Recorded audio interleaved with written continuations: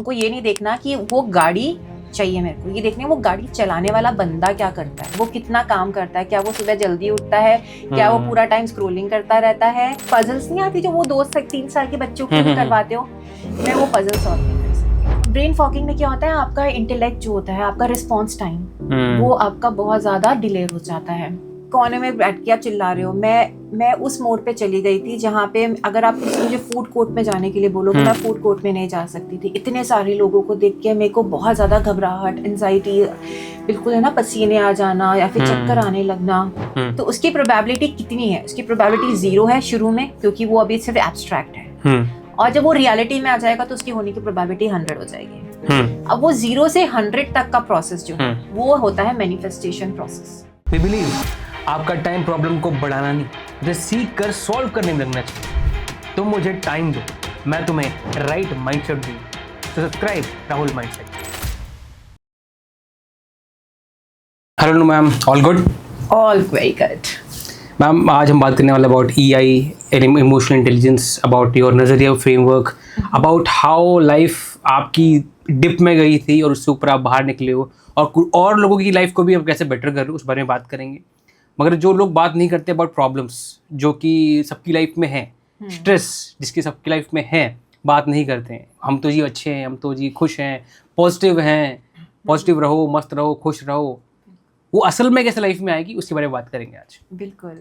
पहले हम स्टार्ट करते हैं अबाउट प्रॉब्लम्स। आपने अपनी लाइफ में प्रॉब्लम्स कैसे देखी और उससे ऊपर उभरे कैसे आप? देखिए, प्रॉब्लम्स ना, एक ह्यूमन, जब भगवान ने आपको शरीर दिया है ना, तो ये इसका एक हिस्सा है। आप इसको साथ जीते कैसे हैं, ये हमारा हुनर है।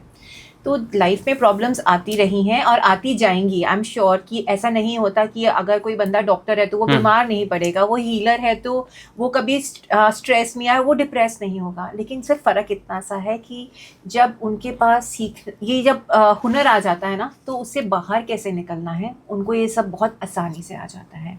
एक तो ये होता है जो ऑलरेडी हीलर्स हैं या डॉक्टर्स हैं जिनके पास नॉलेज है, बट जो नॉर्मल है जिनके पास अभी नॉलेज नहीं है पर एक ज़ील है कि हाँ, एक विश्वास है खुद के ऊपर, या फिर एक कोई हायर पावर, हायर एनर्जी के ऊपर विश्वास है कि हाँ ठीक है, दिस शैल पास टू। तो ये मैं सबको कहती हूँ, मेरे हर क्लाइंट को, कि दिस शैल पास टू। आपका कब ऐसा फेज है जिसके अंदर आपने ये अपने आप को कहा या किसने बताया? सच बताओ ना, ये फेजेस आते रहे हैं। जिंदगी ना लीनियर नहीं चली है, बट जो मेजर फेज आया था, ये आया था जब मेरा कोविड था। सो इन कोविड, जबकि सेकेंड वेव थी, सेकेंड वेव में मुझे थोड़ा सा ज़्यादा हुआ था। I was on oxygen for good time, and एक टाइम आया जब मुझे लगा कि I will never be able to see my daughters again. और अच्छा। मतलब मुझे ऐसा लगा कि बस बेटा, आज तो रात को ना वो होगा कि नहीं, पता नहीं। Feeling of death. हाँ, मुझे लगा कि मैं जा चुकी हूँ या फिर जाने वाली हूँ, बस हो गया है। मतलब इसको हम रोकेंगे, हम उसको ज़्यादा जल्दी बढ़ेंगे नहीं। I want to feel that दर्द अगेन। नहीं। सो व्हाट हैपेंड, तो हाँ, ये जब ये फील आया, क्योंकि मेरी डॉटर से मेरी फ्रेंड के पास रह रही थी उस वक्त, क्योंकि हम लोग एक अपार्टमेंट में रहते हैं, और आई was on 8th floor and they were living on the 11th floor. तो हम लोग ना खिड़की के थ्रू ना आमने सामने, तो she used to wave me morning, evening, दोपहर में। तो डाइनिंग पे बैठ के हम साथ साथ खाते थे, एंड वो अपने डाइनिंग पे, मैं अपने डाइनिंग पे। तो हाँ, जब टाइम आया कि मुझे लगा कि अब नहीं हो सकता, I just ask my friend कि कैन आई सी देम। तो विंडो तक मैं गई, विंडो तक वो आए, एंड आई बस मुझे नहीं पता फिर क्या हुआ। बट हाँ, that night when I woke up, जब मैं सुबह उठी, मुझे नहीं पता क्या था, मेरा ऑक्सीजन 72 से 80 था, ऑटोमेटिकली था। मुझे नहीं पता क्या हुआ, मुझे ऐसा लगा कि कुछ तो हुआ है, क्या हुआ है ये आई हैव नो आइडिया। मुझे लगा कि कोई पिक्सी डस्ट मेरे ऊपर आई है, वो फेरी टेल वाली खूब सारी, और कोई एक नई ऊर्जा है जो मुझे कह रही है कि बस अब वापस से शुरू करते हैं। एंड उसके बाद मेरा ऑक्सीजन बढ़ता चला गया। हाँ, मेरे को टाइम लगा रिलैप्स, मतलब वापस से हुआ मुझे, पर मेरे को प्रॉब्लम हुआ उसमें ब्रेन फॉगिंग का। मुझे बहुत गंदा ब्रेन फॉगिंग हो गया था, because I was on oxygen. Brain fogging होता क्या है? ब्रेन फॉगिंग जब आप डिसीजंस नहीं ले पाते हो। I am an statistician academically, so I have cleared my NET और मैं लेक्चरर थी। बट मतलब आप सोचिए आपके पास भरी सारी डिग्रियां हैं जो कि हम इसमें अभी समा भी नहीं पाएंगे। नहीं मगर स्टिल एक पॉइंट है इसका। हाँ, बट हाँ। अब सोचिए जो बंदा स्टेटिस्टिशियन रह चुका है हाँ। मतलब थ्रू आउट द लाइफ, और उस वक्त ये टाइम आ गया था कि जब वो 4 पजल्स नहीं आती जो वो 2 से 3 साल के बच्चों को भी करवाते हो, मैं वो पजल सॉल्व नहीं कर सकती थी। वो पजल मेरे सामने आती तो मुझे है ना या तो मेरा सर दर्द शुरू हो जाता था या फिर मुझे चक्कर आने लगते थे। अच्छा, मेरे लिए वो बहुत हार्ड होता था वो पजल को बनाना कैसे है। क्यों ऐसा, क्यों ऑक्सीजन लेवल कम हो इसलिए आता है? ब्रेन फॉगिंग में क्या होता है, आपका इंटेलेक्ट जो होता है, आपका रिस्पॉन्स टाइम हम्म। वो आपका बहुत ज्यादा डिले हो जाता है। ब्रेन फॉगिंग, हाँ, धुंध ब्रेन चढ़ के आगे धुंध चढ़ गई है, फॉग आ गया है, आप अपने कोई डिसीजन नहीं ले पा रहे हो, आप कुछ नहीं कर पा रहे हो, आप बिल्कुल साइलेंट हो चुके हो, और इसकी वजह से मैं क्लिनिकली डिप्रेशन उसमें चली गई थी। ओ, अच्छा। So, हाँ, I went through that where my younger daughter was 4 years old that time. So मतलब ये था कि अब उसके पास खूब सारे पजल्स थे। जब हम लोग वापस से सही हुए साथ आए, वो मेरे साथ मम्मा खेलो, मैं खेल ही नहीं पाती थी, but she help me out through out कि चलो हम लोग पहले 4 पजल्स बनाना शुरू किया, फिर मैंने 5 फिर 10 जो पीसेस के पजल्स होते हैं, इस तरह से 2021 ईयर मेरा गया। 21, 22 लाइक कई बार ऐसा होता था कि हम लोग उस वक्त यूएस मूव हो गए थे। तो माय एल्डर वन जब वो स्कूल जाती थी, वो 6th ग्रेड में थी, तो वो माय यंगर डॉटर को कहकर जाती थी कि अगर मम्मा क्राई करती है तो मम्मा को ये दवाई दे देना। So that was an anti depressant. वो बड़ी मतलब बड़ी बेटी छोटी बेटी को बोल के जाती थी? हाँ, क्योंकि मैं बिल्कुल मुझे कंट्रोल, मेरे को पैनिक अटैक्स आते थे किसी कर्टन के साइड में बैठ के। I was crying, I have no idea what I was doing, what have I, क्या गया है। That's the phase we want to talk about. Yes, हाँ, एनीवेज जब है ना, फिर मेरे को सबने, जब मैंने थेरेपीज लेनी शुरू करी, नथिंग वाज हैपनिंग। एंड मेरी एक आदत है, अगर आपको कुछ करना है ना तो कुछ सीखना पड़ेगा। जैसे बैक इन 2000 में आपको थोड़ा सा और पीछे लेकर जाती हूँ, 2014-15 की बात है, मैंने योगा शुरू किया था। मैं योगा क्लासेस में जाती थी, एंड जब मैं योगा करती थी ना, सर कहते थे ब्रीद इन ब्रीद आउट, ये करो वो करो, सब कर लिया, लेकिन है ना अंदर से मजे नहीं आ रहे थे, इसलिए रिजल्ट नहीं आ रहा था। तो मुझे समझ में आया क्योंकि इसलिए नहीं आ रहा क्योंकि मैं ना सिर्फ इंस्ट्रक्शन फॉलो नहीं कर सकती, इसलिए I did yoga training course. अब उसके बाद मैंने सिखाया नहीं, बट अब सर मुझे जो बताते थे ना, अब मुझे पता है मैं क्या कर रही हूँ, फील कर पा रही हूँ उसको, अब मैं उसको फील कर पा रही हूँ। अब मैं उस इनहेल एक्सहेल को क्यों करना है, मेरे को उस रीजन का बारे में पता है, क्यों करना है, ये साइंस जाननी है, मुझे साइंस जाननी है। अब मेरे को लॉजिक पता लग गया ना, तो I will be able to do it. So hence this same मैंने प्रिंसिपल अप्लाई किया थेरेपीज में। तो मैंने अपने लिए काउंसलिंग साइकोलॉजी और चाइल्ड साइकोलॉजी का मैंने सर्टिफिकेशन किया इंस्टेड ऑफ टेकिंग थेरेपीज। और जब वो मैंने किया तो मुझे करते करते पता लगा कि मैं तो हील हो ही रही हूँ, साथ में मेरी डॉटर्स जो, क्योंकि मैं I had a bad phase and patch, वो भी हील होने लगी। बैड फेस की मैंने कहा ना, इस बारे में थोड़ा तो खोल के बात करेंगे, थोड़ा सा शायद आपको दर्द वापस हो सकता है, but still we want to talk about that because लोगों के पास ही दर्द है, वो फील करना चाहते हैं इनको भी ये हुआ है, अगर इनको और ये आज बेटर लाइफ जी रही है तो हम भी कर सकते हैं। तो उस फेज में मैम पैनिक अटैक्स आते हैं, हाँ। कुछ उसका ग्लिम्स दीजिए, कैसा होता है? पैनिक अटैक्स में बताऊं सॉरी, मैं उस पेज में लेके जा रहा हूँ। नहीं, तो इट्स अबाउट कि आपको एक्चुअली ना होश नहीं रहता है, टू बी वेरी ऑनेस्ट। आप किसी कोने में बैठ के आप चिल्ला रहे हो। मैं उस मोड पे चली गई थी जहाँ पे अगर आप किसी मुझे फूड कोर्ट में जाने के लिए बोलोगे, मैं फूड कोर्ट में नहीं जा सकती थी। इतने सारे लोगों को देख के मेरे को बहुत ज़्यादा घबराहट, एंजाइटी, बिल्कुल है ना, पसीने आ जाना या फिर चक्कर आने लगना, ये सब शुरू हो जाते थे। मेरी डॉटर मेरा हाथ पकड़ के मेरे साथ चलती थी। इनफैक्ट ये बहुत ग्रेजुअली मेरा इतने टाइम बाद काउंसलिंग और सेशंस करने के बाद, देने के बाद भी, अब मैं कह सकती हूँ कि now I am over with it. 2 साल पहले, जबकि मैं ये काम 3 साल से कर रही हूँ। मतलब ये पुरानी 2 साल वाली पुरानी बात, बस 2 साल? हाँ जी। और 2 साल पहले मैं कह सकती हूँ now I am heeled up, क्योंकि जो ये फर्स्ट टाइम हुआ था, अभी जो महाकुंभ लगा था, तो था कि अब मेरी फ्रेंड्स हैं, मेरी स्कूल फ्रेंड्स हैं वो, तो उन्होंने, वो पुणे रहते हैं, उन्होंने कहा हमें जाना है। मैंने कहा मैं तो तेरे को पता जा ही नहीं सकती ऐसी जगह, भीड़ में, फूड कोर्ट में नहीं जा सकती, कुंभ में कहाँ से जाऊंगी। तो उन्होंने कहा हम लोग आएंगे। वो पुणे से दिल्ली आए मुझे पिक करने, फिर वहां से हमने, क्योंकि मैं नहीं जा सकती थी, ड्राइव करके लेकर गए ताकि मैं गोली ना मार जाऊं। और हम लोग ड्राइव करके गए। वहाँ पे दोनों ने मुझे बीच में रखा हुआ था, एक ने एक हाथ आगे से एक पीछे से, तो पूरे कुंभ में ना वो लोग मुझे ऐसे लेके घूम रहे थे बच्चे की तरह। हाँ, लिटरली बच्चे की तरह। एंड देन वहाँ से मेरी पहली शुरुआत हुई कि हाँ, धीरे धीरे धीरे डर टूटने लगा। हाँ, मैं कुछ चीज़ों से बाहर निकलने लगी। देन मैं प्रैक्टिसेस तो कर ही रही थी, लेकिन ज़रूरी नहीं होता। पता है, हीलिंग ना एक जर्नी होती है। हम गलती क्या करते हैं, मेरे को लगता है कि मैंने आपसे 4 सेशन ले लिए and I am done in that, क्यों रिजल्ट क्यों नहीं आ रहा।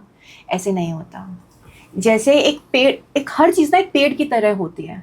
एक रिश्ता मान लीजिए एक पेड़ की तरह ही पनपता है और पेड़ की तरह ही मरता है। एक दिन में ना रिश्ता पनपता है ना ही मरता है, बिल्कुल समय लगता है। समय लगेगा। उसी तरह से आपकी सेहत है और उसी तरीके से होने वाली हर चीज़ है। एक झटके से कुछ नहीं होता, वैसे ही आपकी जर्नी है।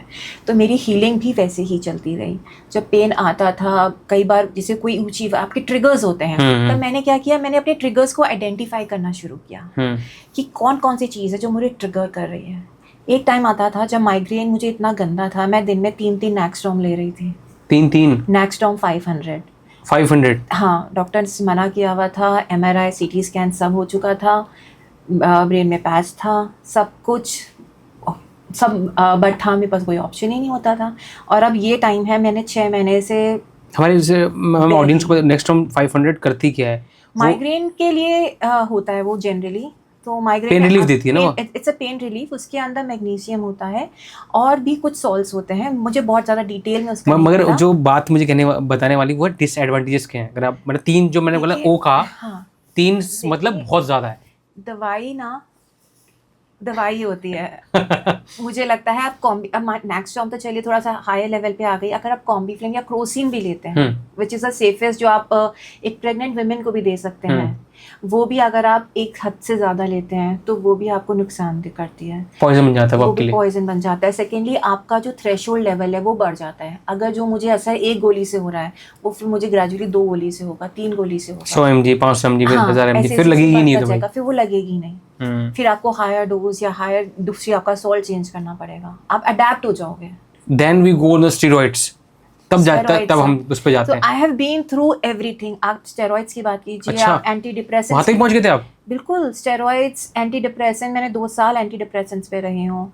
आप अब बात, मतलब ऐसी कोई चीज़ नहीं होगी जो मैंने कोविड के बाद, जो 2021 और 2 था ना, मुझे नहीं पता, सब कुछ हुआ है शायद। जो मुझे लगता था मेरी लाइफ शायद का सबसे वर्स्ट फेज है, और इसके बाद कोई टर्निंग बैक ही नहीं है। कभी सोचा था आपने, कभी मेरी जैसी महिला में ऐसी चीज आएंगी लाइफ में? कभी नहीं सोचा था, कभी नहीं सोचा था। बिकॉज बैक इन 2018 में हम जाते हैं, 2 साल पहले, I was crowned as Mrs India world wide. I was living life, मतलब सब, मैं मोटिवेशनल स्पीकर थी, मैंने रैंप वॉक्स किए, सब कुछ, टॉप ऑफ एवरीथिंग। कोविड में ना ही तो मेरी सिर्फ बॉडी कॉम्प्रोमाइज हुआ, क्योंकि इतनी ज़्यादा वहाँ पे मेरे स्टेरॉइड्स के बहुत इंजेक्शंस लगे हैं, ऑक्सीजन की वजह से ब्रेन फॉगिंग, मतलब जो मैंने कभी सोचा भी नहीं था वो सब हुआ पहले। मतलब ये जिंदगी में सोचा था मैं स्पीकर हूँ, मोटिवेशन पूरा है, सब कुछ है, मगर वो सारी चीज़ आ गई जो कि सोचा भी नहीं था आपने। बिल्कुल। द ओनली थिंग इज, जब मैंने गिव अप कर दिया था लाइफ से ना, I still remember my friend called me and she told me, मर गई ना, बस कल से you will behave like this is your new life, second life, this is your second life, and you will do जो तो school में करती थी, जो तो कॉलेज में करती थी, kind of a girl you were। मैं बहुत ज़्यादा, मैं अपनी full on life रहती थी, full on life, because mummy papa ने जो दिया ना, मतलब महंगी चीज़ें कभी नहीं दी, लेकिन जो उन्होंने दिया वो कॉन्फिडेंस और समय दिया। Wow, time and confidence, time और कॉन्फिडेंस कि yes you can do that। Mummy ने ये दिया कि चाहे लाइफ में कुछ भी हो जाए, उन्होंने मुझ पे विश्वास नहीं छोड़ा। मैंने बहुत गलतियां करी हैं, एंड गलतियां करके ना उन्होंने लेकिन ये कॉन्फिडेंस दिया कि मैं घर जाके मम्मी को बोल सकी। वाओ वाओ, मुझे पता है ये सुन के मम्मी का, मैं इसमें रोकना चाहूँगा, ब्रैकेट क्लोज करना चाहूँगा इस बात को, कि बहुत सारी लड़कियों पे, 99% लड़कियों पे, या लड़कों पे भी ये अपॉर्चुनिटी नहीं होती कि गलतियाँ करके घर पे जाके बता पाए। दे क्राइड, दे फेयर्ड, वो डर लगता है उनको, बड़ा अजीब लगता है, बट यू हैव कॉन्फिडेंस कि आपके पेरेंट्स ने दिया, बिल्कुल मैं बोल सकती हूँ, ये बोल सकती हूँ, और उनकी वजह से ही आज मैं जो भी हूँ ना, मैं आज हूँ। वरना लाइफ में इतनी गलतियाँ करने के बाद ना, मैंने अगर उनको नहीं बताया होता तो मैं बहुत टूट चुकी होती। पेरेंट्स के लिए भी आपके पॉडकास्ट जा रहा है? बिल्कुल ये बिल्कुल नहीं, मैं सच बता रही हूँ, क्योंकि आप देखिए ना, पेरेंट्स तो आपकी नींव रखते हैं। वो आपको बताते हैं कि जीवन एक्चुअली जीना कैसे है। कब? जब सब सही चल रहा है तब तो सब कर ही लेते हैं, लेकिन जब आपके पास एडवर्स कंडीशंस आई हैं तब ना आपके ब्रेन में ना 3 पार्ट्स होते हैं। एक होता है आपका रेप्टिलियन ब्रेन, एक होता है लिम्बिक, और एक होता है आपका नियोकॉर्टेक्स प्रीफ्रंटल। तो जो आपका रेप्टिलियन ब्रेन होता है ना, वो आपका डेवलप होता है 0 से 5 इयर्स तक में। अब उसके अंदर बच्चा क्या करता है ना, को रेगुलेशन मोड में होता है कि भगवान ने ना आपको नर्वस सिस्टम दिया है, पर उसको रेगुलेट कैसे करना ये नहीं दिया, वो उन्होंने छोड़ दिया आपके पेरेंट्स के ऊपर, आपके एनवायरनमेंट के ऊपर। अब आपका पेरेंट जैसे कहते हैं ना, मतलब जो भी करेंगे, अगर एक छोटा बच्चा इसके ऊपर खड़ा हुआ है तो हम क्या कहेंगे सबसे पहले? मत खड़ा हो, गिर जाएगा। बच्चे ने क्या सोचा कि हाँ, कुछ नया चीज़ करने से मैं चोट लग सकती है। अब वही बच्चा बड़ा होकर क्या कर रहा है, कोई भी नया रिस्क लेने से पहले उसका रेप्टिलियन जो ब्रेन है वो एक्टिवेट हो गया है, वो बोलेगा मत कर, गिर जाएगा। अब उसको हमें NLP के थ्रू हम ये रिवायर करवाते हैं कि दैट वाज देन, अब ये है। इसलिए मैंने क्वेश्चन मैंने ये ब्रैकेट क्लोज किया, क्योंकि आप ये बहुत बड़ी बात है कि पेरेंट्स ने इतनी आज़ादी दी आपको, आपके रेप्टिलियन ब्रेन को रिलैक्स किया कि भाई गलती कर ले, कोई बात नहीं, कोई बात नहीं, बस आके बता दिया। उन्होंने सिर्फ इतना सा कहा था, भाई तुम कोई भी काम करो ना, सिर्फ एक क्वेश्चन पूछना खुद से, क्या तुम ये काम करके खुद को आंखें मतलब है ना, मतलब मिरर में आके खुद को बता सकते हो, या फिर मम्मी को या पापा को किसी को भी आके बोल सकते हो। या अगर जवाब हाँ है तो you can go ahead and do that. अगर जवाब ना है और तुमने फिर भी कर लिया out of any high moment, तो इतनी हिम्मत जुटाओ कि आकर उसको आज नहीं तो कल, नहीं तो परसों, एटलीस्ट धीरे धीरे डिस्क्लोज करो। आई बिलीव बताओ, ये जो आप बात कह रहे हो, आप हम सबसे बड़े थेरेपिस्ट तो वही है, आपके पेरेंट्स हैं। बिल्कुल, इतनी बड़ी बात कह रहे हैं, क्योंकि बहुत कम परसेंटेज लोग पेरेंट्स के पास ये होती है कला, जो आपको ये गलतियों पे रिलैक्स करवा पाए। हाँ, क्योंकि देखो आजकल के पेरेंट्स क्या करते हैं ना, सबसे बड़ी गलती वो करते हैं कि देखो, मैं ये नहीं कहती, me being a woman entrepreneur and I am supporting woman entrepreneurs, मैं ये नहीं कहती हूँ कि आप अपना करियर पे मत ध्यान दो, आप बिल्कुल दो। आपने इतनी पढ़ाई लिखाई इसलिए नहीं करी है, बट इसका मतलब ये नहीं है कि आप अपने बच्चे को कॉम्प्रोमाइज कर दो। कंपैरिजन मोड में जब आ जाते हैं ना कि यार मेरा पति नहीं कर रहा, मैं भी क्यों करूँ। बच्चा कहाँ पल रहा है? भाइयों के हाथ से पल रहा है। तो वो क्या सीख रहा है? वही जो भाई उसको सिखा रही है। हम इसमें एक मैं लास्ट एक पॉडकास्ट में आए थे, एक सर आए थे, चाइल्ड साइकोलॉजिस्ट, पीडियाट्रिक्स। उन्होंने कहा था कि अगर आपको बॉन्डिंग करनी है ना, तो माता पिता से बॉन्डिंग कराओ। आपकी बाई या वही लोग आ रहे हैं, उनसे बॉन्डिंग क्यों करा रहे हो? एग्जैक्टली। तो सिर्फ पेरेंट्स के लिए ना एक टिप है, सिर्फ ये, सिर्फ आप दिन के ना थोड़ा सा टाइम बोले तो सुबह उठ के 15 मिनट, सिर्फ 15 मिनट अगर आप सुबह उठते ही बच्चे को दे सकते हैं, जब वो स्कूल से आता है तब 15 मिनट अगर आप दे सकते हैं, सोते वक्त एक स्टोरी टाइम या 15-20 मिनट अगर आप तब बच्चे को ये 3 चीज़ों में दे सकते हो। और दूसरा, कोई कन्फ्लिक्ट की सिचुएशन है, अगर बच्चे ने जब सामने जवाब दे दिया तो हम अपने ईगो पे लेने की बजाय आप उससे 2 मिनट शांत होकर उससे बात कर सकते हो, एक्चुअली प्रॉब्लम क्या है। अब जैसे मैं अगर लड़ती हूँ ना, या मैं कभी गुस्सा होती हूँ, तो माय मदर से, अच्छा बता प्रॉब्लम क्या है। वो कहती है हाँ तूने बोला सब कुछ ठीक है, पहले बता प्रॉब्लम क्या है, टेंशन की बात क्या है कि बिकॉज शी नोज कि मैं ऐसी नहीं हूँ, but still if I am behaving in a certain manner, तो यू शुड नो दैट। तो उसके पीछे का जवाब ढूंढो, जो हम नहीं करते हैं, क्योंकि हमारे पास इतना पेशेंस ही नहीं है। पेशेंस, मुझे पेरेंट्स के लिए पेशेंस नहीं है कि मतलब बच्चे के पेरेंट्स के पास पेशेंस नहीं है, क्योंकि वो हर चीज़ वो खुद, अब पेरेंट्स की भी गलती क्या है, गलती मैं नहीं कहूँगी, क्योंकि वो इतना हाई ऑन उस पर चल रहे हैं ना, उनका नर्वस सिस्टम एक्चुअली अभी बहुत ओवर स्टिमुलेटेड है। इतना सारा प्रेशर, इतने सारे प्रेशर के साथ बात, मैं एक साइंस के साथ बात करेंगे। आपने जो कहा ना, मैंने साइंस सीखी हर चीज़ के लिए, आई लव लॉजिक्स, जिससे मुझे समझ में आता है कि काम करना क्यों है। तो अभी हमने बात की आपके प्रॉब्लम के बारे में, आपकी लाइफ में ऐसी चीज़ हुई, फिर आपने थेरेपीज ली, करते करते टाइम इंप्रूव हुआ और आप खुद ही कोच बन गए उन चीज़ों में। अब मैम इसमें आपने एक चीज़ बताई थी मुझे, रेप्टिलियन ब्रेन, लिम्बिक ब्रेन और न्यू कॉर्टेक्स। भैया रेप्टिलियन ब्रेन तो बचपन का हो गया हमारा, न्यू कॉर्टेक्स तो हाल ही बना है हमारा, मतलब कुछ 25 साल के बाद आपके मैं कह सकती हूँ वो बन चुका है, 25 साल तक वो बनता है। न्यू कॉर्टेक्स मतलब according to biology new cortex हमारा इंसानों में बाद में बना है, हाँ, मतलब वो बाद में डेवलप वो हुआ है। डेवलप होना बाद में 12 साल के बाद में डेवलप होना प्रॉपर्ली शुरू होता है, जहाँ पे वो लॉजिक्स लगाते हैं टीन्स के बाद जो कहते हैं, और वो 25 की एज तक वो आपका बिल्डअप होता है। और जो अपना हमने बात की पेरेंट्स हाँ। से बच्चा ही होता है, बच्चा फिर लाइफ में जो डिसीजंस लेता है लिम्बिक ब्रेन, हाँ, लिम्बिक ब्रेन से करता है। Let's talk about limbic brain ma'am, okay.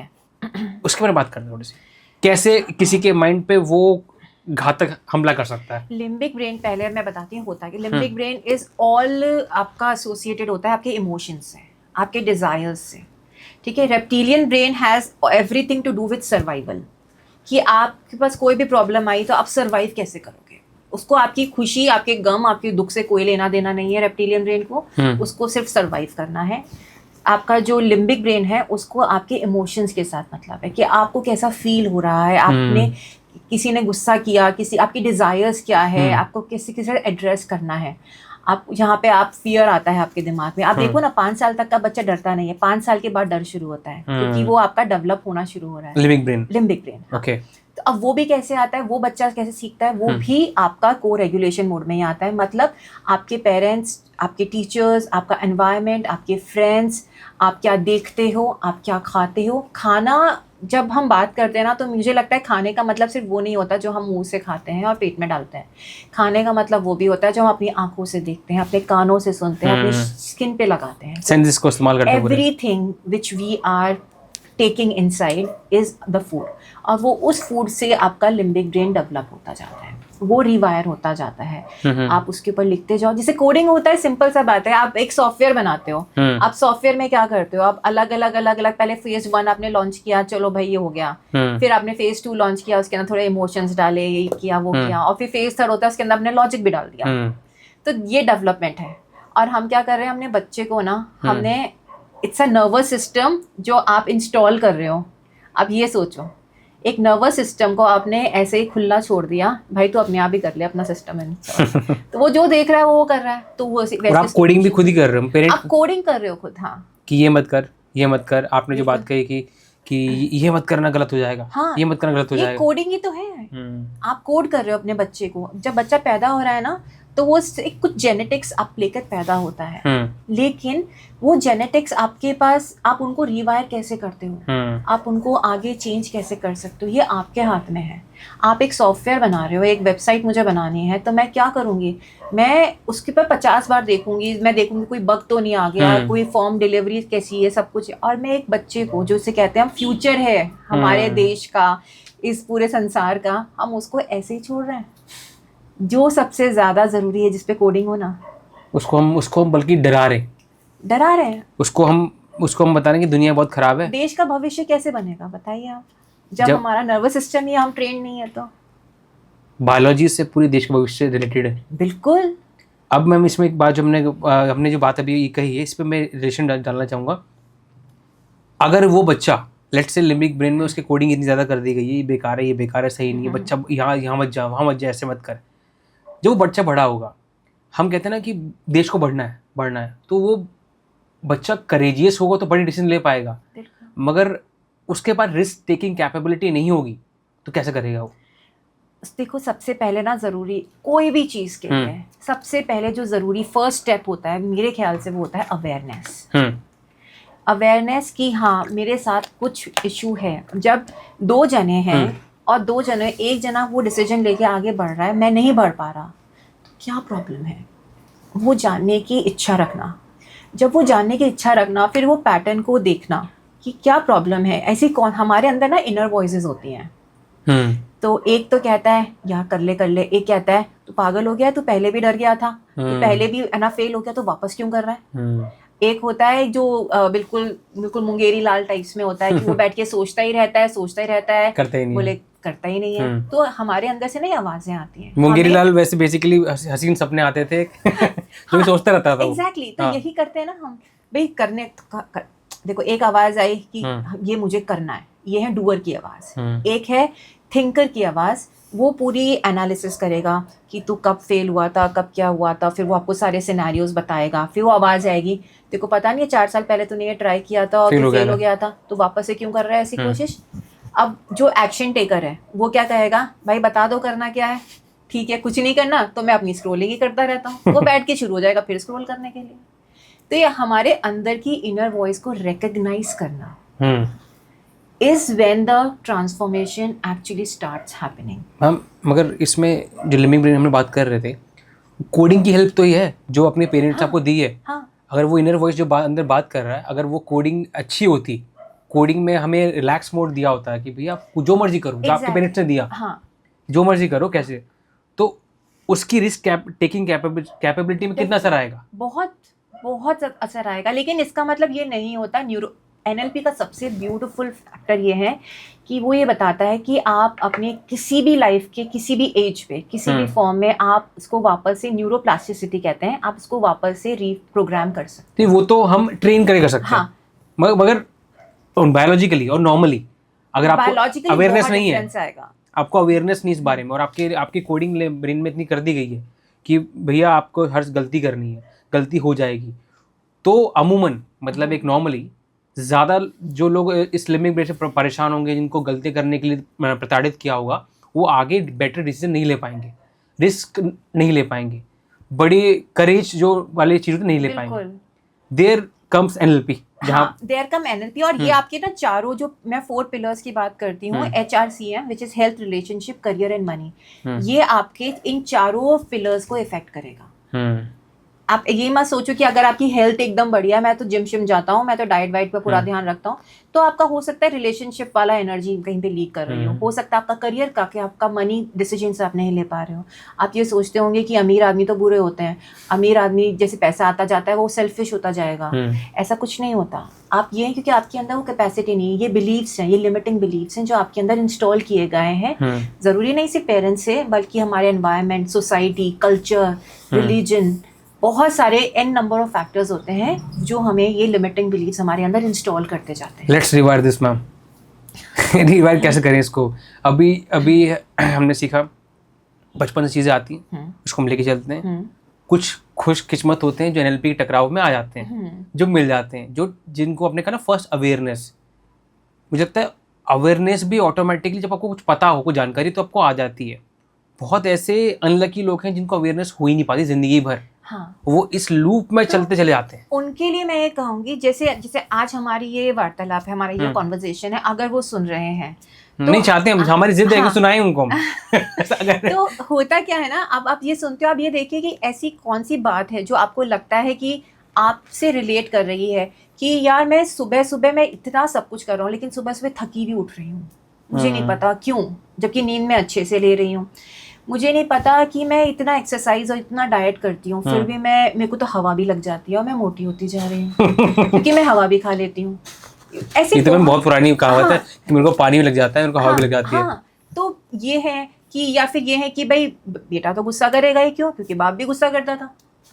ये हमारे अंदर ये ना, ये सब जो हम कहते हैं ना कि ये जो हम फैक्ट्स लेकर चलते हैं, ये फैक्ट्स नहीं होते हैं, ये एक्चुअली हमारे बनाए हुए विचार होते हैं जो हम ये सोचते रहते हैं और हम उसको इतना बिल्डअप कर लेते हैं, इतना बिल्डअप कि वो सच्चाई नजर आने लगती है, कंडीशन हो जाता है, कंडीशन हो जाते हैं। तो अगर आप ये देख रहे हैं, तो इसीलिए मैंने एक फ्रेमवर्क बनाया है विच इज कॉल्ड नजरिया। तो नजरिया क्या करता है, आपका सिर्फ नजरिया बताता है। अब मतलब आपने एक ही सवाल किया, इस सवाल को हम सिर्फ मैं दूसरे तरीके से अगर मैं बदल के आपसे पूछती हूँ तो उसका पूरा मतलब ही बदल जाएगा, पर्सपेक्टिव बदल जाएगा। एक जना आकर कहता है पेरेंट कि मेरा बच्चा ना कुछ भूलता ही नहीं है यार, है ना, बहुत ही परेशान रहता है, वो पता नहीं क्या सोचता रहता है और इस वजह से कुछ कर ही नहीं पाता। अब इसको सिर्फ एक अलग नजर से देखो कि क्या पता आपका बच्चा बड़ा होकर वो थिंकर बनना चाहता हो, वो कुछ ऐसी चीज़ों को डिकोड करने की कोशिश कर रहा हो, ये दुनिया को समझने की कोशिश कर रहा हो जो बड़ा होकर वो अलग कुछ कर सके। ज़रूरी नहीं है ना, अब कहते हैं ना कि अब एक यू कैन नॉट जज a fish by the ability of climbing tree. Exactly. तो वो मछली, अगर मछली को बाहर निकाल दोगे वो सोचोगे आप उड़ेगी, उड़ेगी नहीं। एग्जैक्टली। मछली को आप ऑक्सीजन दोगे बाहर का लाके तो वो नहीं काम करेगा। तो हमें ये चीज़ समझनी ज़रूरी होगी और ये चीज़ कोई और नहीं समझाएगा, आपको खुद को समझना पड़ेगा। अवेयरनेस खुद को लानी पड़ेगी जब ऐसी चीज़ें होती हैं। इसीलिए इनफैक्ट ये जो मैंने फ्रेमवर्क या आप ऐसी जो कॉन्वर्जेशंस होती हैं, कितने सारे आजकल हीलर्स आ गए हैं, कोचेस आ गए हैं और यहीं पे कोचेस की ज़रूरत पड़ती है। मैम हमने अभी बात की अबाउट रिवायरिंग ने बात की, अवेयरनेस लोगों को, हम लोग ऐसे कंटेंट सुने, हमारे कंटेंट सुने, ऐसे कंटेंट सुनो जो कोचेस बात करते जा रहे हैं, जिससे उनके अवेयरनेस हो। फर्स्ट स्टेप है ये। सोल्यूशन कुछ नहीं होगा शुरुआत में, मगर आपको एटलीस्ट पता लग जाएगा क्या करना क्या है। Exactly. Now the thing is manifestation बड़ा बड़ा भारी वर्ड है ये।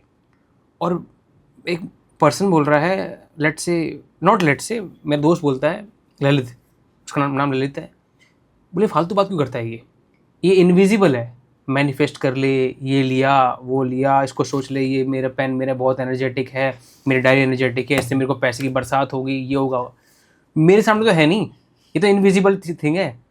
तू कैसे बोल रहा है कि ये मैनिफेस्टेशन हो जाएगा? तो इस स्टेटमेंट में आप क्या कहोगे?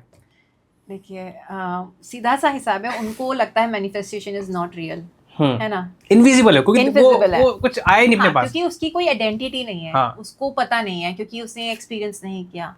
मैनिफेस्टेशन है क्या, पहले हमें ये चीज जाननी बहुत जरूरी है। लेट्स गो, बिल्कुल चलते हैं सर। अगर मैं बेसिक से शुरू करती हूँ, बिल्कुल कीजिए। मैनिफेस्टेशन होता क्या है? मैनिफेस्टेशन होता है कि आपके दिमाग में कोई भी एक थॉट है या कोई भी ऐसी चीज जो अभी तक एग्जिस्ट नहीं करती, उसको रियलिटी में होने की प्रोबेबिलिटी, उसको रियलिटी में होने की प्रोबेबिलिटी, तो उसकी प्रोबेबिलिटी कितनी है? उसकी प्रोबेबिलिटी 0 है शुरू में, क्योंकि वो अभी सिर्फ एब्स्ट्रैक्ट है। और जब वो रियलिटी में आ जाएगा तो उसकी होने की प्रोबेबिलिटी 100 हो जाएगी।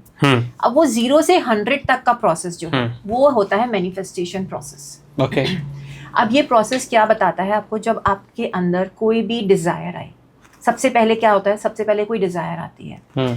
डिजायर क्या करती है? वो आपके एक थॉट में कन्वर्ट होती है।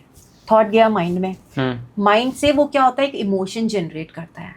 ठीक है, मुझे मतलब उस थॉट से मेरे को अच्छा फीलिंग आ रहा है, मुझे गंदा फीलिंग आ रहा है, या फिर मुझे वो एक रिवेंज वाला फीलिंग आ रहा है कि हाँ मुझे ये करना ही है, मुझे ये करना ही क्यों है? उसको दिखाने के लिए करना है, या फिर लोगों को पर्पस कोई है उसके लिए हेल्प करने के लिए करना है। ये आपकी डिजायर की वैरायटी है। ठीक है, वो आया। अब आपके इमोशंस जिस भी तरीके के होंगे, आप अपने इलेक्ट्रोमैग्नेटिक वेव्स को पास ऑन करोगे। आपका हार्ट इलेक्ट्रोमैग्नेटिक फ्रीक्वेंसी के ऊपर वाइब्रेट करता है। ठीक है, और जो माइंड, हमारा जो थॉट्स होते हैं, वो बहुत ही कम फ्रीक्वेंसी पे ऑपरेट होते हैं एज पर योर इमोशंस। मतलब बहुत साइंटिफिक नॉलेज हो गई। हाँ इसके अंदर जब तक साइंटिफिक समझ में नहीं आएगा ना, मैनिफेस्टेशन प्रोसेस समझ में, वो बहुत हु लगेगा कि यार ये कोई एनर्जी वर्क है कि क्या है, ये स्पिरिचुअलिटी लगेगी। ये स्पिरिचुअलिटी नहीं है, ये आपका विश्वास है।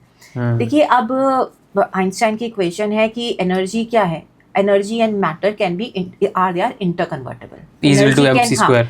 Energy can not be created not destroyed, it can be change. जो है डिजायर आपकी एक टाइप की एनर्जी है, थॉट में गई, थॉट में आपकी वो केमिकल एनर्जी बनी, केमिकल एनर्जी से इलेक्ट्रोमैग्नेटिक एनर्जी बनी। अब electromagnetic energy as per science and quantum physics बहुत ज्यादा हाई लेवल पे फ्रीक्वेंट होती है। ठीक है, अब मेरी जिस भी इमोशंस पे मैं अभी फ्रीक्वेंट कर रही हूँ, मेरे को वही चीजें दिखने शुरू हो जाएगी। अब वो चीजें दिखने शुरू होगी तो मैं वैसा एक्शन लेना शुरू करूंगी। तो डिजायर, थॉट, इमोशन और aligned action. Desire, thought, emotion and aligned action. जब ये चारों चीजें लाइन में होंगी, तब मेरी जो प्रोबेबिलिटी है वो जो ड्रीम पे थी, ड्रीम से रियलिटी की हाई हो जाएगी। मैं सिर्फ प्रोबेबिलिटी को बढ़ा रही हूँ। वो प्रोबेबिलिटी जैसे जितना चारों या लाइन में होगा, उतना ज्यादा मेरी प्रोबेबिलिटी बढ़ती जाएगी। अब जैसे एक पेड़, मैंने एक सीड लगाया, सीड लगाकर क्या किया मैंने उसको छोड़ दिया कि भाई अपने आप बन जाएगा पेड़, या पानी दिया, मैंने उसको पानी दिया। पानी देते ही तो मैंने उसको अगेन उसके अंदर फल नहीं आ गए। फल कब आए? पहले तो भाई सैपलिंग आएगी, वो फूटेगा, पहले तो पेड़ के अंदर फूटेगा। पहले मैं देखूंगी वो सॉइल भी फर्टाइल है कि नहीं। भाई आपका ख्वाब तो बड़ा अच्छा था, लेकिन आपने जिस मिट्टी में उसको लगाया, जिस एनवायरनमेंट में लगाया, वो उसके अलाइंड ही नहीं थी। तो आप कितना भी काम कर लो, वो चलेगा ही नहीं। तो everything has to be aligned. तो वो मिट्टी में लगाया, फिर आपने पानी दिया, पानी देके सैपलिंग बना, फिर वो पेड़ बनना शुरू होगा। फिर इसमें एनवायरमेंटल प्रॉब्लम्स आएंगी, कोई चिड़िया आकर उस फूल को खा गई, कभी धूप तेज लग गई, तब उसको ढकते हो, सब करते हो, उसके बाद वो फल उगता है। और फिर वो फल सिर्फ एक नहीं उगता, वो वाले भी फल उगते हैं जो आपने मैनिफेस्ट किया होगा कभी, पता नहीं बचपन में। वो भी चीज़ें सही हो जाएगी, क्योंकि आपने फ्रीक्वेंसी उतनी हाई कर ली है, आपके इमोशन इतने हाई हो गए हैं, आपके अंदर इतना ग्रैटिट्यूड आ गया है। Gratitude is one of the activity जो आपकी इमोशनल फ्रीक्वेंसी को बहुत हाई कर देता है। तो इसीलिए कहते हैं ग्रैटिट्यूड प्रैक्टिस करना बहुत ज़रूरी है। ग्रैटिट्यूड सिर्फ ट्रांजैक्शनल नहीं होता कि आपने मुझे पेन दिया और मैंने थैंक यू बोल दिया। ग्रैटिट्यूड वो होता है मैं अपनी एग्जिस्टेंस के लिए भी धन्यवाद दे रही हूँ भगवान जी को। तो अपनी ये डिज़ायर की और वांट की प्रोबेबिलिटी हाई करने की बात, दैट इज कॉल्ड मैनिफेस्टेशन। अब इसमें हम बोलते हैं कि मेरे पास बहुत धन दौलत आ जाए, मेरे पास ये वाली एक गाड़ी आ जाए, मेरे पास ये घर आ जाए, तो probability of getting these things can become higher. ये होता है ये है अकॉर्डिंग टू अपने साइंस बताया। आप फ्रीक्वेंसी हाई कर लेते हो, इलेक्ट्रोमैग्नेटिक एनर्जी बढ़ा लेते हो, बिल्कुल ये होता है। हर बंदा ना मैनिफेस्ट कर रहा है। आपके जो फ्रेंड है वो कह रहे हैं मैनिफेस्टेशन नहीं होता, वो भी मैनिफेस्ट कर रहे हैं। वो क्या मैनिफेस्ट कर रहे हैं? देखो मैनिफेस्टेशन का उल्टा होता है फियर। ओके ठीक है, बस दोनों में सेम ही चीजें लगती है। फियर क्या होता है? जैसे फॉर एग्जांपल मैं कहती हूँ मेरे को आप ये मान लीजिए किसी को ऐसा अंधेरे से डर लगता है, ठीक है। अब अंधेरे से उसको अंधेरा आते ही ना उसको उसके अंदर विजुअलाइजेशन शुरू हो जाते हैं। मैनिफेस्टेशन में क्या कहते हैं? विजुअलाइजेशंस। विजुअलाइज करो। अंधेरे में हम क्या करते हैं? हम विजुअलाइज करना शुरू कर देते हैं, भूत आ गया, ये आ गया, वो हो गया, कोई आ गया, किसी ने मार दिया, हम अलग अलग चीजें, फिर उसके साथ हमारी साथ आवाजें भी एसोसिएट हो जाती है, हम सुनने भी लग जाते हैं, फिर हम उसके हिसाब से काम भी करने शुरू कर देते हैं ताकि एक्शन लेते हैं। वही तो मैनिफेस्टेशन में भी करते हो, पर हम लोग उल्टा कर रहे हैं। कहते हैं ना, ये कहावत है भगवान जी, आप जिस संगत में उनको सोचोगे ना आपको उसी रंग में मिलेंगे। तो आप फियर के उस पे आप जब ऑपरेट कर रहे हो तो आपको फियर मिल रहा है, फियर की फ्रीक्वेंसी में ऑपरेट कर रहे हो। जब आप मैनिफेस्टेशन बिलीव्स और हायर फ्रीक्वेंसी में ऑपरेट करोगे तो आपको वो मिलेगा। तो मिलता सब कुछ ही, मिलता सबको सब कुछ है, सबको सब कुछ। बस आप क्या किस फ्रीक्वेंसी पे हो, आपके दिल में क्या फ्रीक्वेंसी है, ये इस पे डिपेंड करता है। आप जब खुद पे ही डाउट करोगे। मेरे पास आज लोन है, मतलब ललित जो मेरा दोस्त वो कहता है मेरे पास आज लोन है, मुझे को चाहिए, मुझे ये वाली गाड़ी चाहिए, मुझे वाला घर चाहिए। यार मैं कैसे लाऊंगा, मेरे पास लोन है 25-30 लाख का लोन है और गाड़ी मेरे को ज़्यादा चाहिए। ये तो मेरे एक्शंस, मेरी सिचुएशन और उस डिजायर से मैच ही नहीं कर रहा। बिल्कुल मैच नहीं कर रहा। अब इसको कैसे जोड़ेगा अभी हम? बिल्कुल, ये अभी करंट सिचुएशन है, ठीक है। उन्होंने अपनी डिजायर्ड सिचुएशन लिखी, ठीक है। अब उनको ये नहीं देखना कि वो गाड़ी चाहिए मेरे को, ये देखना वो गाड़ी चलाने वाला बंदा क्या करता है।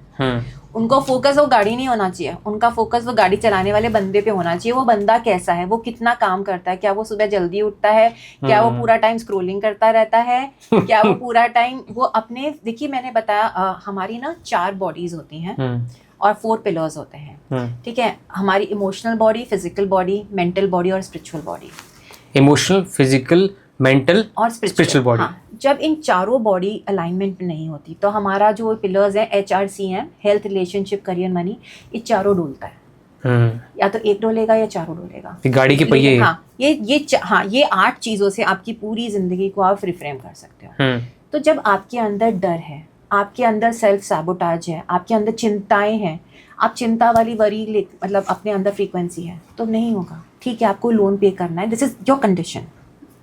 सपना नहीं देखना हमें ये देखना वो बंदा क्या कर रहा है, हमें अलाइंड एक्शंस लेने हैं, क्या क्या कर सकते हैं, हमें रिवर्स इंजीनियरिंग करनी है। आपको अपना पैशन देखना है सबसे पहले, ठीक है। आपकी डिज़ायर, ये उनकी डिज़ायर है कि वो चाहिए। आप ये देखो पहले, ये डिज़ायर आपकी सोल बेस्ड डिज़ायर है कि ईगो बेस्ड डिज़ायर है। अगर आपकी सोल बेस्ड डिज़ायर है तो आप आगे चलते जाओ। अगर ईगो बेस्ड डिजायर है तो उसको सोल बेस्ड में कन्वर्ट करो। ईगो बेस्ड होती है, सोल बेस्ड और ईगो बेस्ड में डिफरेंस? सोल बेस्ड होता है कि मेरे को इसलिए कुछ चाहिए क्योंकि मेरे को ये मेरे ना, मुझे किसी को दिखाना नहीं है, इससे मेरे को अंदर से शांति मिलेगी। अपने लिए चाहिए, अपने लिए चाहिए मेरे को। हाँ, अंदर से मेरी आत्मा को शांति मिलेगी। किसी को नुकसान नहीं करना, किसी को दिखाना नहीं है। मेरे को पैसा किसी को दिखाने के लिए नहीं चाहिए। मेरे को पैसा चाहिए कि मैं आपको हेल्प कर सकूं, या मैं ये NGO चला सकूं, मैं लोगों के चेहरे पे मुस्कान ला सकूं। एक मैं इसलिए मुझे पैसा चाहिए क्योंकि यार सब लोग कहते हैं कि पैसा चाहिए, ये होना चाहिए, ये स्टेटस है, या उसके नंबर अच्छे नहीं आए इसलिए मेरे को ज्यादा नंबर चाहिए, या मैं तो परेशान हो चुका हूँ इसलिए मेरे को ये चाहिए। नहीं, आप दिस इज ईगो बेस्ड। मतलब आप जब आपको करके वो एक शॉर्ट टर्म आपको प्लेजर देगा, सोल बेस्ड जब करोगे ना वो आपको लॉन्ग टर्म प्लेजर देगा। तो वो जर्नी आपको वहां से शुरू करनी है। पहले वो रिकॉग्नाइज करते हैं हम, वो रिकॉग्नाइज करके हम, ये आप देखोगे कि आपकी जो एक्शंस है ना फिर वही होने लगेंगे, आपको अपॉर्चुनिटीज दिखने लगेंगी। अभी अपॉर्चुनिटीज नहीं दिख रही हैं क्योंकि हमने अपने रोक दिया अपने आप को यहीं पर ही। ये होता है। अब आप सिंपल सा है, जब आप परेशान होते हो ना, आपको औरतों के साथ स्पेशली, फीमेल्स के साथ क्या है ना, अगर वो परेशान है ना तो उनकी जो मेड्स आएंगी ना वो भी परेशानी आएंगे। सच, क्योंकि वो वही अट्रैक्ट कर रही है।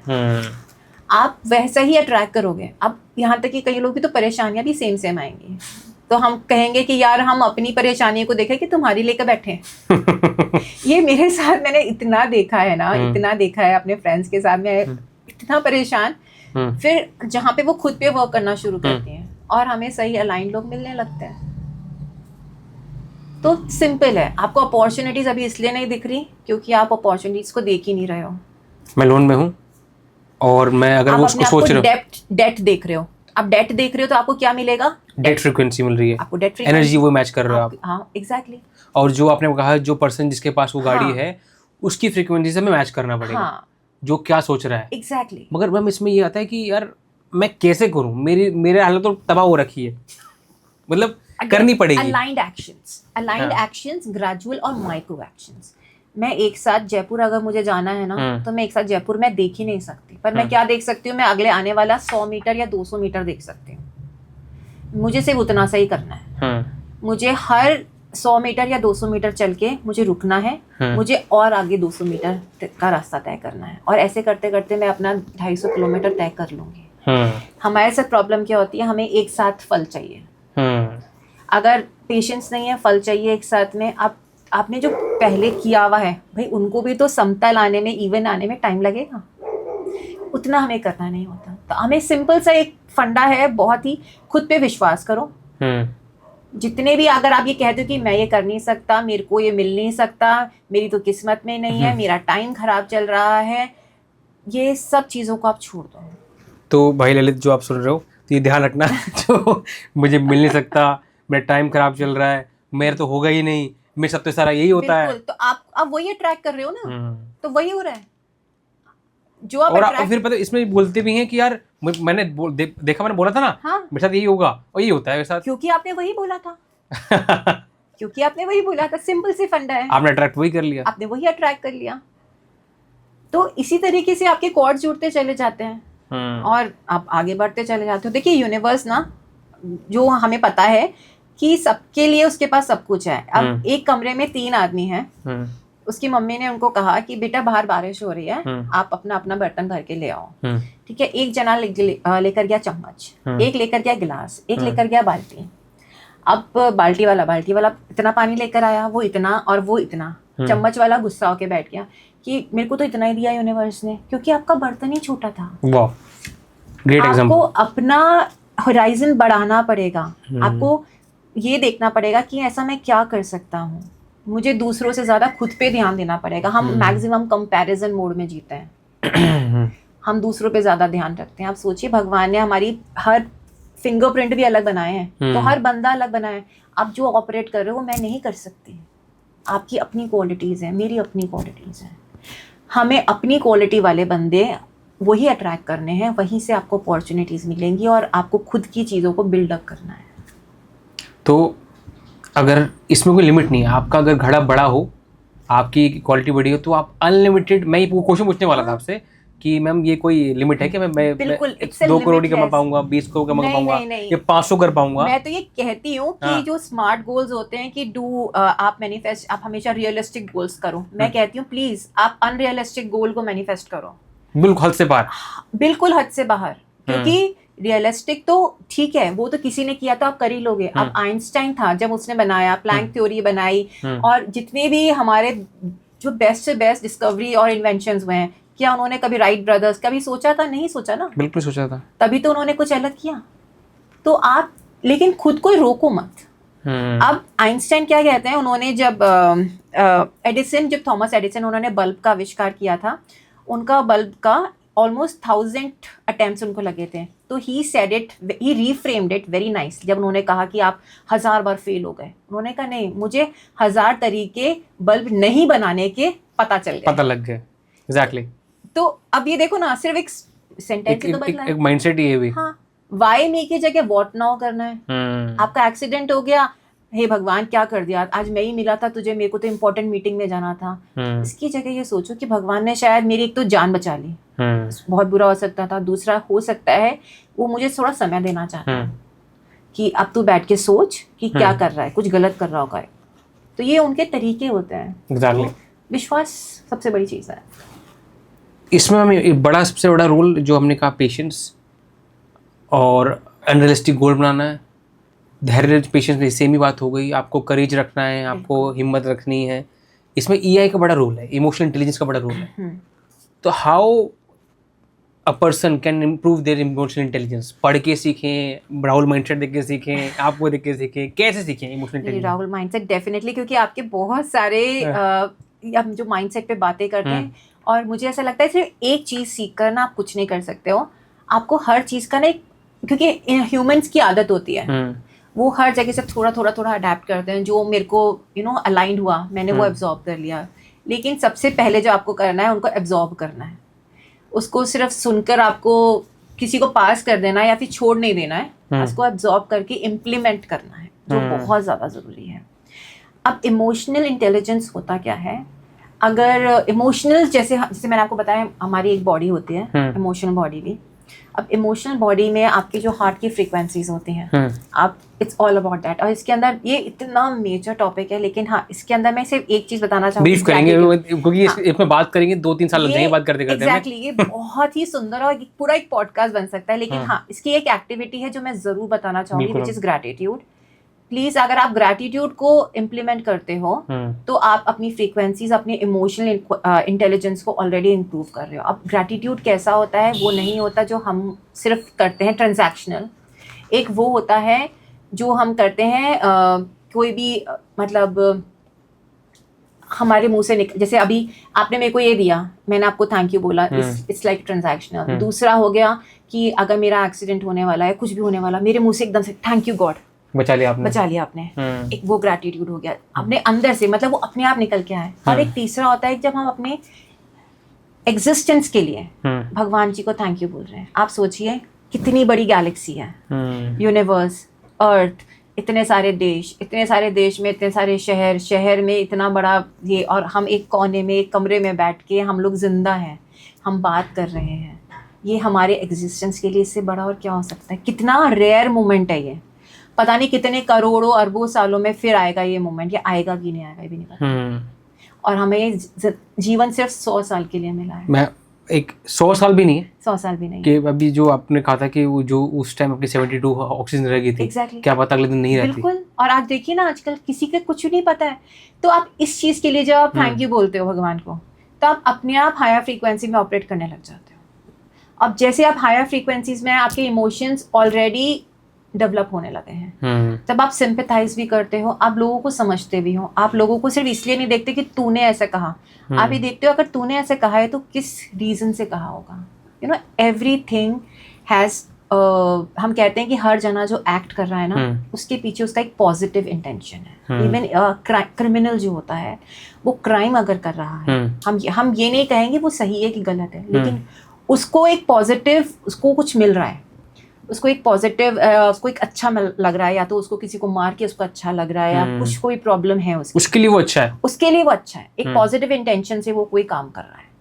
अभी हमें क्या करना है? हमें उस पॉजिटिव इंटेंशन को रिप्लेस करना है। तो this is called emotional intelligence, कि जब आप इसको रिप्लेस कर पाते हो, आप उस चीज़ को समझते हो, देखते हो और उसको रिप्लेस कर पाते हो। ऐसे एडिक्ट्स होते हैं, अगर जो इतना ज़्यादा ड्रिंक करते हैं या फिर स्मोकिंग करते हैं या फिर कोई भी जिसमें भी आप एडिक्ट हो जाते हो, अगर आप उसका ये देखो, उसको कौन सा प्लेजर मिल रहा है, उस प्लेजर को रिप्लेस कर पाओ, तो आप उस एडिक्शन को, एडिक्शन से, वो ड्रग्स से मेडिटेशन रिप्लेस कर दिया, आपको वो सेम इमोशन रिप्लेस करना पड़ेगा।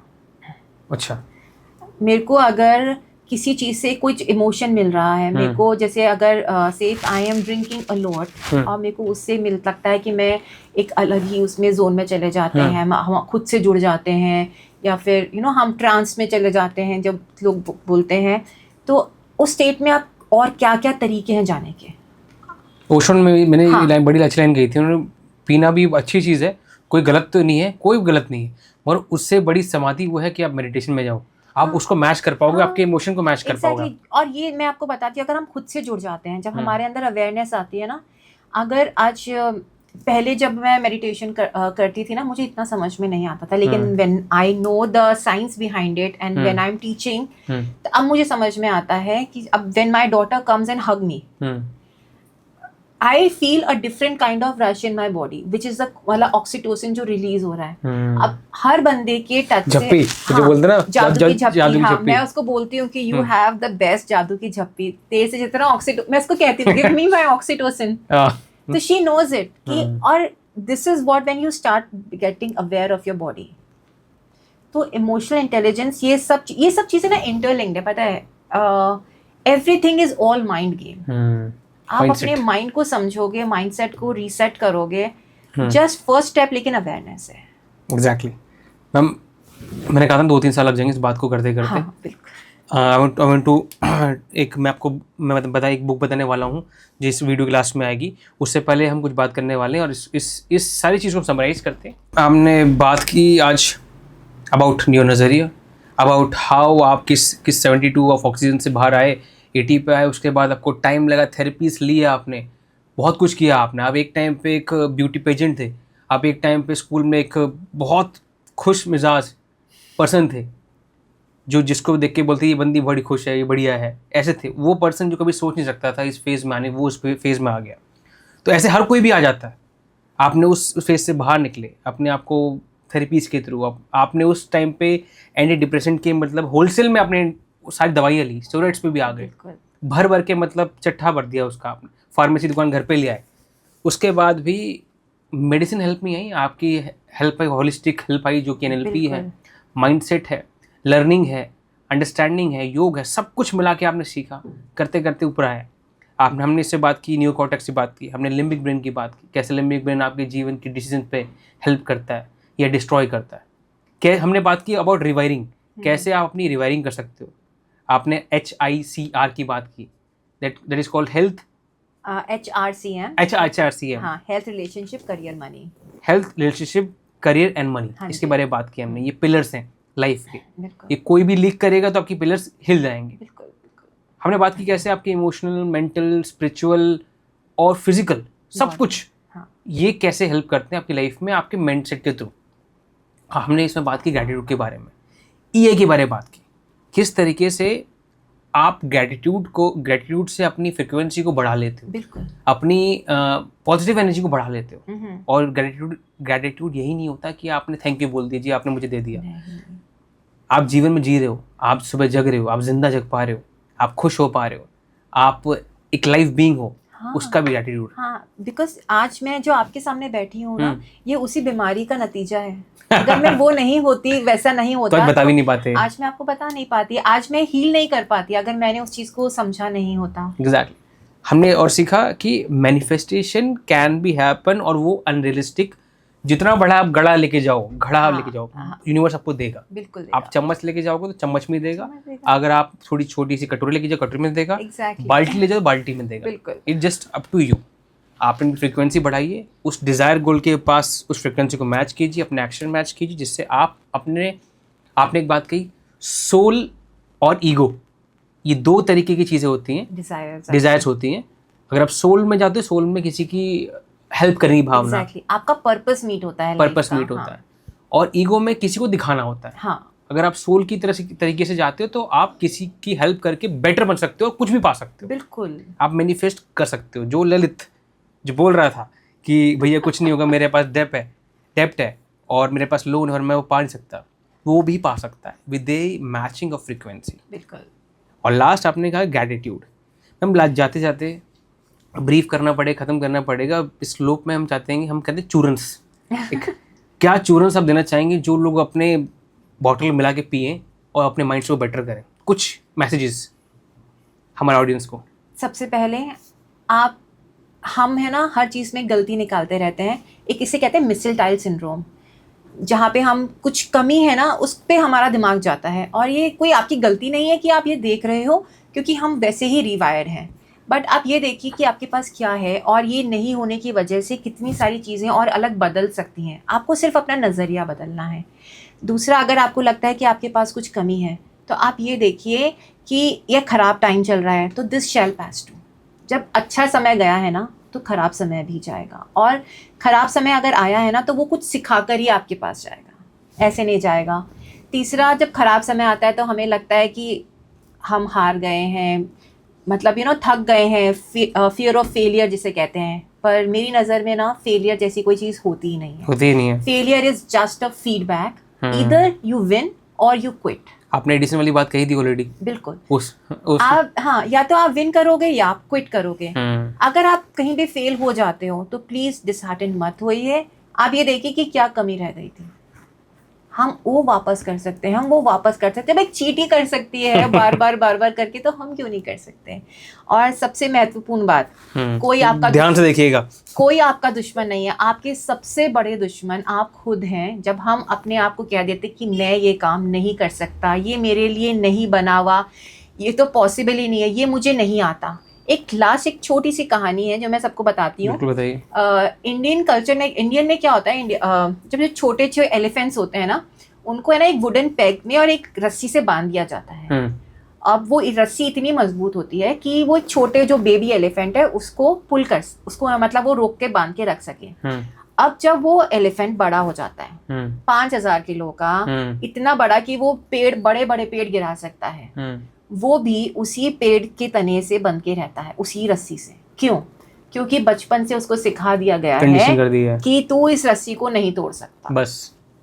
तो प्लीज अपने आप को किसी भी रस्सी से मत बांधो, तोड़ो। And life is limitless, trust me, you can do anything and everything. जो मांगोगे वो मिलेगा, फियर मांगोगे फियर मिलेगा, अच्छी चीज मांगोगे अच्छी चीज मिलेगी। तो डेस्टिनी बनती नहीं है, बनानी पड़ती है, वो आपके हाथ में है। वाह। तो जितनी बातें आपने सीखी, डेस्टिनी बनती नहीं बनानी पड़ती है, अपनी रस्सी खुद तोड़ो। ये मत समझो कि आप हाथी बन गए हो और सोच रहे हो कि वो रस्सी अभी तक आपके से जुड़ी हुई है। वो रस्सी को तोड़ के आप बेटर बन सकते हो। और मैंने एक बात की थी, एक बुक की बात की थी, शुरुआत में बोल रहे थे। The book name is how to win and influence people. Ebook जरूर पढ़िएगा, जिससे आपकी लाइफ बेटर होगी। और इस पॉडकास्ट को रिपीट कीजिए, जिससे आपके न्यूरॉन्स फायर हो, आप बार बार सीख पाएं, because repetition is mother of learning. बिल्कुल। रिपीट करेंगे, देखेंगे, last step that is called action. इस सारी बातों को इंप्लीमेंट कीजिए, एक्शन में लाइए, जिससे आपकी लाइफ ट्रांसफॉर्म होगी। Thank you so much ma'am for this learning. मजा आया। Thank you so much. Thank you.